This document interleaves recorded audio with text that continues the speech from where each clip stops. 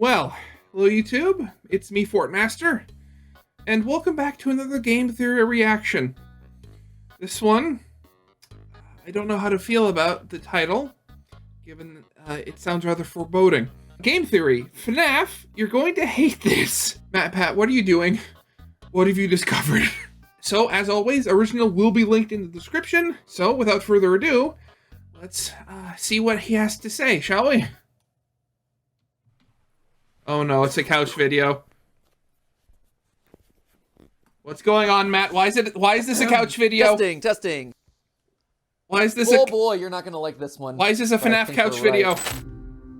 Hello Internet, welcome to Game Theory, the show that started so many flame wars you'd think we were a pizzaplex. So right now I'm in the middle of re-examining every piece of FNaf lore the series has ever produced in order to construct a definitive timeline for the series. Or I suppose as definitive as possible for the series, considering, you know, it's FNaf. That means that me and Tom and head editor Dan are combing over every misleading teaser, every line of hidden website source code, every page of the novels and their accompanying graphic novels, and every questionable skin from FNaf AR from Big Chungus Springtrap to Statue of Liberty Chica. Because nothing says America quite like rebranding a national monument with a giant toga-wearing murder chicken shilling for pizza. And our forefathers wept. Anyway, since this is an absolutely massive quest, we've broken the timeline down into three core chunks. Foundations of Freddy's, the Afton era, and post-Purple Guy. Basically everything that happens post-Springtrap getting torched in FNaf 6. And while that timeline theory is still in the works, we've already made some discoveries. Some big and some small. And it's one of the bigger ones that brings us here today. You see, as we were rewatching all the cutscenes from FNaf 6, we heard this line from the completion ending of the game. Thank you for your participation. There is no need for you to return to work next week, as Fazbear Entertainment is no longer a corporate entity. Oh sure, everyone remembers the whole "don't keep the devil waiting" bit during that ending, but all of us tend to forget what comes after the fire. An acknowledgement that Fazbear Entertainment is no longer a corporate entity. When Henry dies in that fire, the game makes it clear that the company dies with him. But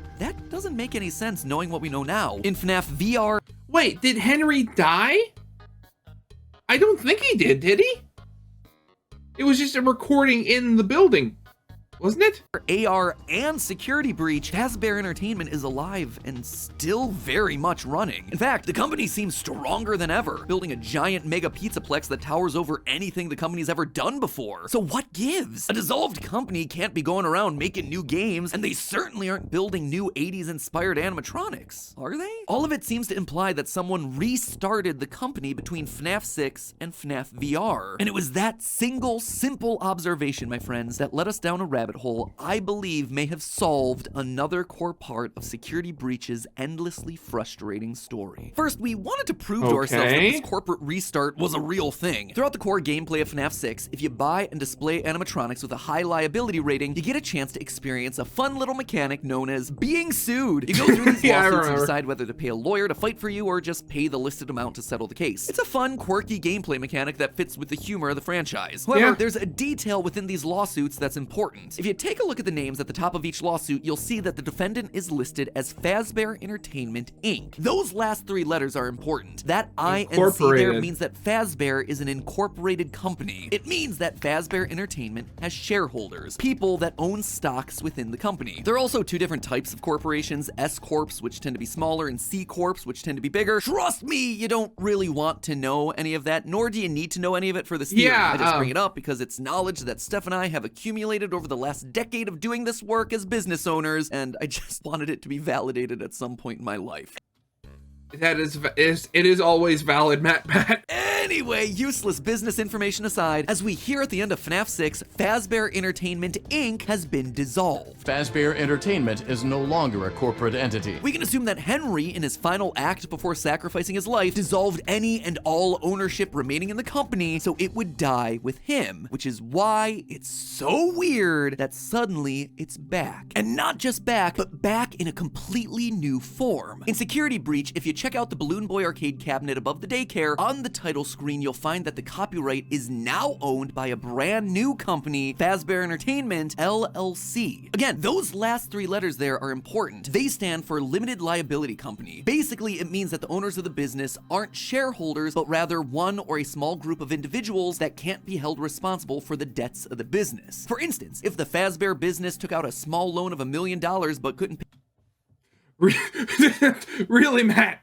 Really? You use that? Pay it back, the banks couldn't then approach Henry or William's personal money demanding repayment. LLC members also aren't usually responsible for the co-owner's negligence or wrongdoing, which again, knowing the history of this company is probably gonna be a better business arrangement. Most importantly of all though, LLCs tend to be smaller, held by one or a few individuals rather than a collection of shareholders. And this actually explains a lot. If you go for the Afton ending of Security Breach, you go down the elevator only to discover the FNaf 6 pizzeria underneath the whole thing. Try explaining that decision to your shareholders. We're just gonna build our new mall on top of that old burnt down pizzeria. That'll rake in the big bucks. How about the fact that we get messages on the FazWatch from building contractors concerned about building a giant mall over the equivalent of a sinkhole? Again, this doesn't feel like something you'd be able to do if the company had shareholders, but if the business is owned by a single individual, they could essentially do whatever they wanted. They don't have to answer to anyone. In short, there is strong evidence to suggest that someone has restarted the Fazbear brand under this new corporate entity. But who would do that? Why would they do that? Was I just chasing down a lead that didn't matter? No, because I wasn't the only one asking the question. In December of 2021, this book was released, the FNaf Ultimate Guide. Basically your one-stop shop for anything important to the franchise, written by the man himself, Scott Cawthon, and only Scott Cawthon. This thing is robust. It contains every scrap of dialogue, every game mechanic, a summary of every Fazbear fright, and a description for practically every one of the nearly 150 characters introduced into the franchise. If it ain't in here, it probably ain't worth your brain space. And if the book explicitly calls something out, well, it's probably gonna be worth a look. And wouldn't you know it, but in the FNaf AR description of the glitch trap virus, we get this quote. The cease work order from the Fazbear Entertainment Office of Legal Affairs seems to indicate that the company at some point becomes aware of the problem and tries to stop it. That leaves one question. Just who is running the company? And it was here that I knew that I was onto something. The fact that the Ultimate Guide felt the need to point it out made me realize that this is absolutely something that we need to be solving. The clues are in place for us. It was now time for us to put it all back together. So let's figure out who's running the show over at the new improved Fazbear Entertainment LLC, shall we? Well, let's consider what exactly that person is doing. First and foremost, they're building a brand new location over the remains of the old FNaf 6 location. That right there is a huge red flag. Why not just bulldoze the whole thing and build a new one? Unless, of course, they know what's down there. Because remember, underneath it all lies the heart and soul of this franchise, Afton. They are choosing to build their new location on top of his literal gravesite. The head of this new Fazbear Entertainment LLC wants access to him. And as we see at the end of the game, it seems like their goal is to bring him back to his former glory. But just having access to Afton's body isn't enough. This person wants more. We know that the head of Fazbear Entertainment LLC has been actively taking an interest in Vanessa becoming head of security, despite her having no qualifications for the position. We know this based on in-game messages. Quote, interview notes. As requested, here are my notes on today's Chief Security Officer interview. While Vanessa seemed eager and bright, she doesn't appear to have any relevant background experience. I realize the recommendation came from the top, but we need someone who's run security for a facility of this scale. I do not recommend her for this position. Based on this email, Vanessa should have never gotten the position, but note that it's marked for deletion. Someone wanted to hide the poor interview performance. Someone at the top.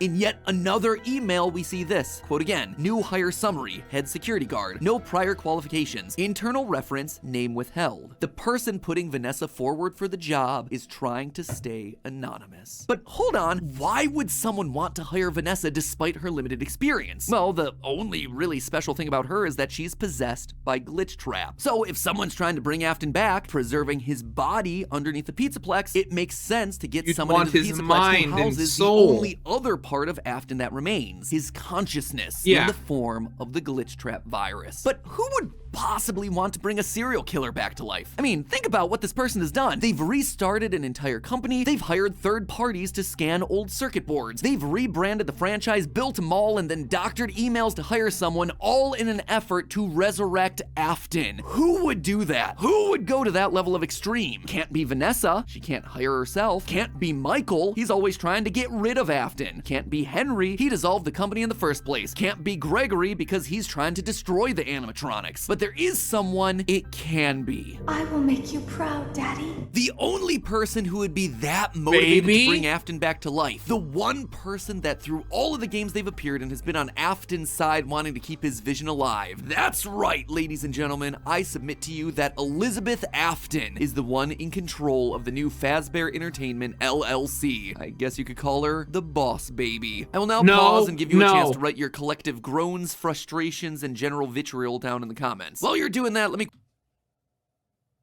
No. You done venting in the comments? Told you this one would make you mad. Let's see what you wrote. And yes, I'm doing this from the past. But Elizabeth is dead. Baby's eyes are blacked out in the blob. She died in FNaf 6. Yep, all of those are perfectly valid. I know it sounds insane. What's your proof, Matt? What's your proof? No one recognizes that more than me. But I ask you, when has any character that's meant to be dead in this franchise ever stayed dead? Let's just look at the facts, shall we? Our second ever theory on this game drew attention to all the similarities between Elizabeth Afton and Vanessa. They both like flowers. They both have an abusive and manipulative father named William A. And of course, there's the blonde hair and green eyes. However, we've never been able to actually figure out how these two characters are connected beyond them just being similar. Could it just be another instance of this franchise doing what I like to call pulling a Jeremy? That's using the same detail multiple times just to confuse us. But you see, there's a bit more that's suspicious about Vanessa. There's one thing that me and every other theorist out there has been scared to tackle in this game, and it's this: Security Breach's fire escape ending. In it, Glamrock Freddy yeets Vanny off the top of a burning pizzaplex, sending both of them to their death. Gregory pulls off the Vanny mask to reveal that it was Vanessa the whole time! A twist that surprised literally no one. Except after the credits, we pan up to the roof to see security guard Vanessa looking down as the building burns around her. Excuse me,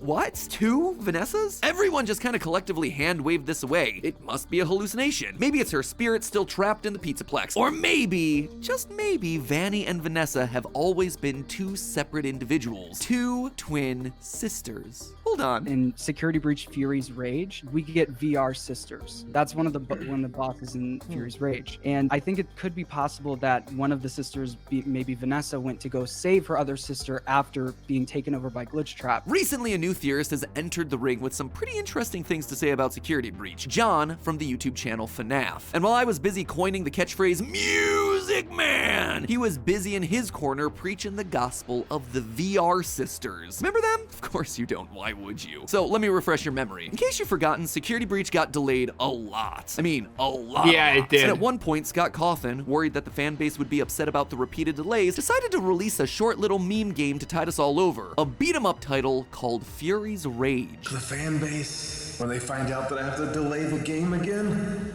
they're gonna kill me. What am I gonna do? I know.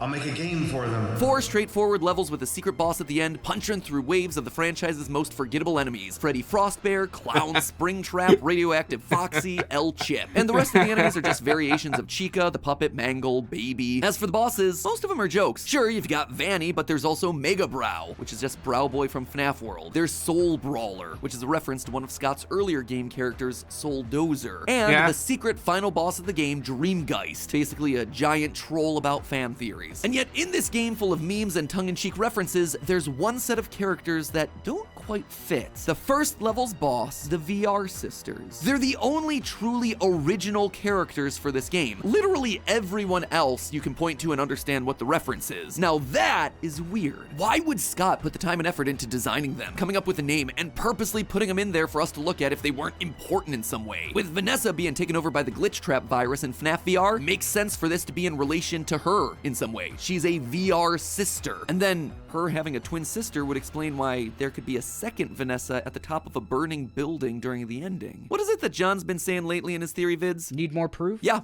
I do. You probably do too. Luckily, I have it for you. Once you get to level 4 of Fury's Rage, you find yourself in some sort of factory surrounded by conveyor belts and magnets holding up humanoid robot torsos. In the end, you fight Vanny and the game ends. But wait, before you get to the boss battle, there's one very crucial detail in the level that everyone overlooked: an orange pod with a female figure sitting inside. I've seen enough sci-fi to know that right there is a birthing pod, and the figure inside looks an awful lot like Baby from the Fourth Closet graphic novel. That's right, friendos, it's time once again for everyone's favorite segment. Matpat uses the lore of multiple FNaf books to explain parts of the game that make no sense. In the fourth...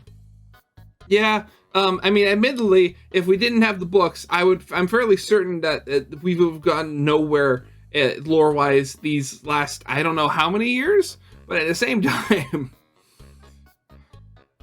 so many sources. Closet, Baby's origins take a weird turn. She's actually a robot built by Henry to help replace his daughter Charlie after her death. You see, Henry creates a robot for each stage of his daughter's life: toddler, child, teenager, and finally adult. In his mind, this would allow her to grow up with everyone else around her. And this gave us our first confirmed instance of robot kids being a thing inside of the series. Robots that are capable of bleeding, eating, feeling cold. And here's the weirdest twist of them all. Baby is the final adult form of Charlie, which let's just say I have some strong feelings about. People hate when I talk about the books. The books tell you the rough guidelines or rough rules of the universe. When you look at the books and there's this repeated thing of creators building robot kids, okay, well, apparently that's fair game. And then to take it one insane logical step further and say, not only are they building robotic versions of kids, but multiple versions of robotic kids at different ages, I would say you are insane. That's so stupid. It is a weird thing for them to do, and it challenges realism to such an absurd degree. Yeah. That you're like, yeah, and no one's noticing that this person that they're interacting with and that bleeds. Again, because they bleed in the books, that bleeds, no one is noticing that this person doesn't age, but is still also eating in order to survive, but is also like perfectly passable as a human in every other way, shape, and form. That's crazy. And then the books layer on, and it's also Baby, who is a robot clown. And you're like, that's so stupid. I feel like no wonder people think that the theories that we produce are insane, because it is, but we're just telling you what the books say. Welcome.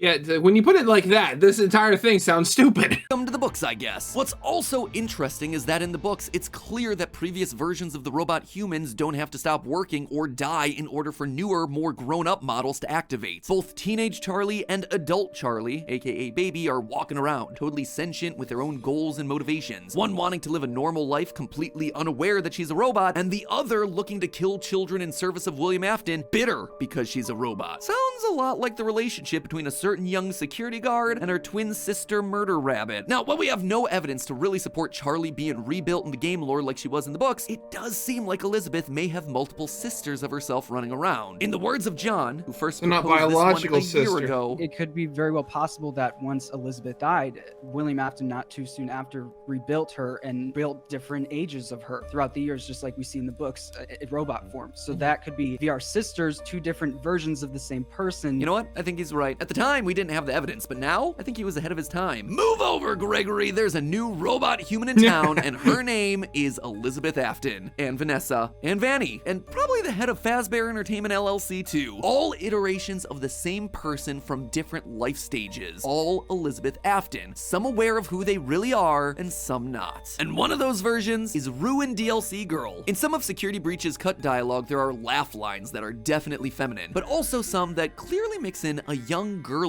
tone.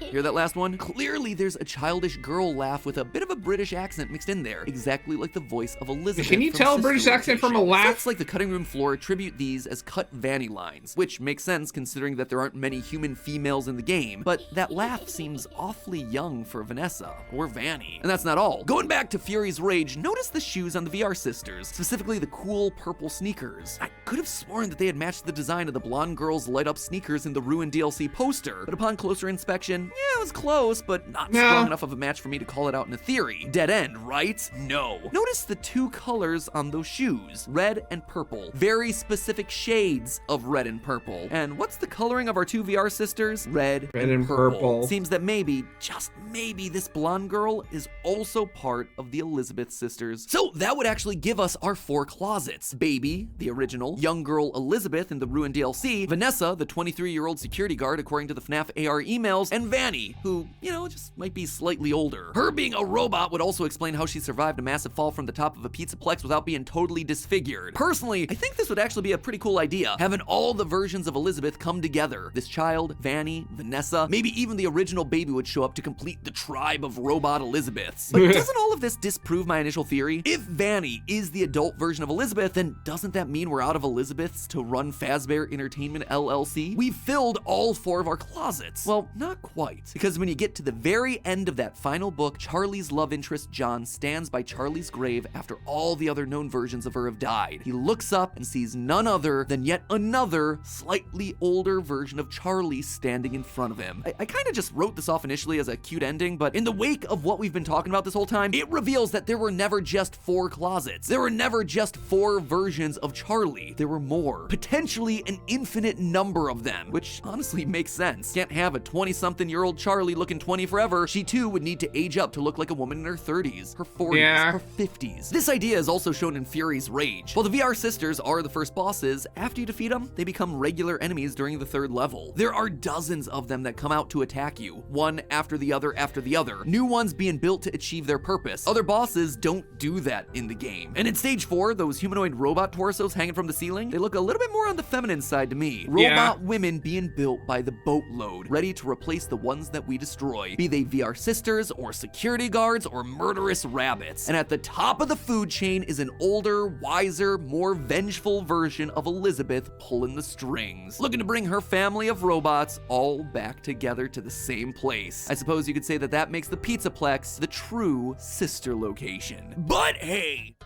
I mean, again, there isn't that much evidence in game, well, in the main games yet. At the same time, I would much rather this be true than Gregory being a robot. I